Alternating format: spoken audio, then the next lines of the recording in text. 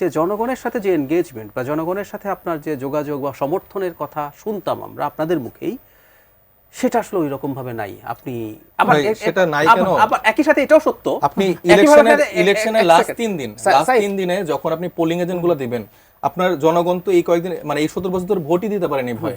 আমাকে জনগণ ভালোবেসে মাথায় তুলে ফেললো, এই গুলির মুখে তো কেউ মানে কেন্দ্রে যে আমাকে ভোট দিতে পারবে না যদি আপনি পোলিং এজেন্ট গুলা বা সেখানকার নিরাপত্তা নিশ্চয়তা না দিতে পারেন। এখানে বিএনপি বলেন বা বড় রাজনৈতিক দলগুলো সেই পেশি শক্তির প্রভাব অলরেডি এলাকায় দেখানো শুরু করেছে। আমি যখন এলাকায় যাচ্ছি, জামাত আপনাকে দেখে রক্ষা করবে, যখন এলাকায় আপনাকে কি জামাত দেখে রক্ষা করবে না? তো তাহলে জামাতের সাথে গেছেন কেন? কারণ যে প্র্যাকটিসটা করছে আমার পয়েন্টটা বুঝেন, সেই অসম প্রতিযোগিতায় সেখানে আরো কিছু মানুষ লাগবে। আপনি আমার পয়েন্টটা বুঝুন। এতদিন ধরে যারা প্রতিষ্ঠান গড়ে তুলেছে, যারা রাজনৈতিকভাবে করতে পারেন, উনি বলছেন যে মানে যারা জিততে পারে, ধরুন বিএনপি এটা করবে, তো উনি একা পারবেন না, তাই উনি মনে করছেন জামাত তার হয়ে বিএনপির বিরুদ্ধে দাঁড়িয়ে। ধন্যবাদ, একেবারেই আজকে আর সময় নেই।